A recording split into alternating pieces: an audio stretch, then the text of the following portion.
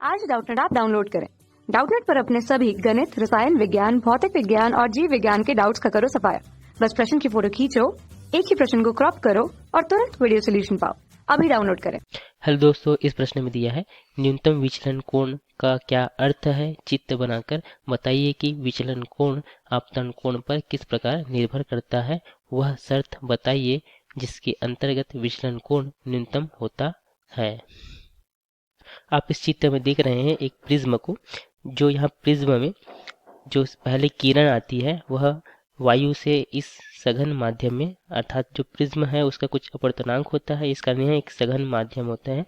तो वायु विरल माध्यम से होता है, तो कोई किरण विरल माध्यम से सघन माध्यम में आती है तो वह अभिलंब की ओर झुक जाती है, तथा जब वह सघन माध्यम से विरल माध्यम में जाती है तो वह अभिलंब से दूर हट जाती है। तो इस प्रकार यहाँ प्रिज्म में जो प्रकाश की किरण है वह आपतित होती है, तथा अपवर्तन के पश्चात जब वह बाहर निकलती है तो यहाँ पर आपतित किरण तथा निर्गत किरण के बीच कुछ जो कोण बनता है उसे विचलन कोण कहते हैं।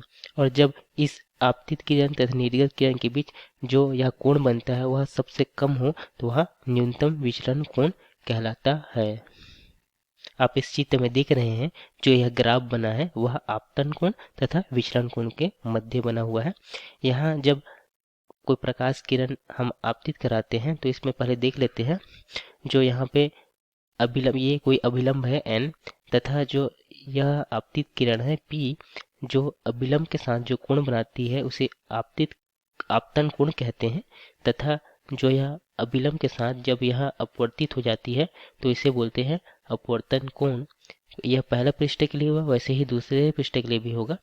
यह जो प्रकाश बाहर निकलती है तो यह निर्गत किरण है, तो जो यह विलंब के साथ जो कोण बनाएगी उसे निर्गत कोण कहेंगे, तथा यह जो R2 है वह अपवर्तन कोण। यह पृष्ठ दूसरे पृष्ठ के लिए अपवर्तन कोण जो है वह R2 है। तो हम देखते हैं जो ग्राफ बना है यह विचलन कोण जो डेल्टा है, तथा यह आपतन कोण जो है I उसके मध्य बना हुआ है। तो जब आपतन कोण का मान कम होता है तो यहाँ विचलन कोण का मान अधिक होता है, मगर जैसे ही आपतन कोण का मान हम बढ़ाते हैं या विचलन कोण का मान कम होते जाता है, तथा एक मान ऐसा आता है जिसमें हमें न्यूनतम विचलन प्राप्त होता है, जिसे आप यहाँ पर देख सकते हैं। फिर जब हम आपतन कोण का मान बढ़ाते हैं तो फिर विचलन कोण का मान बढ़ते जाता है। हमें न्यूनतम विचलन पर ही एक आपतन कोण मिलेगा, अन्यथा हमें दो यहाँ पर आपतन कोण मिलेंगे। एक विचलन कोण के लिए दो आपतन कोण प्राप्त होंगे। तो हम देखते हैं न्यूनतम विचलन कोण के लिए जो शर्त है उसको। तो जो न्यूनतम विचलन कोण के लिए जो आपतन कोण है तथा जो निर्गत कोण है वह बराबर होना चाहिए। जैसे कि आप चित्र में देख रहे हैं यह आपतन कोण है I तथा यह निर्गत कोण है, तो यह बराबर होना चाहिए न्यूनतम विचलन के लिए।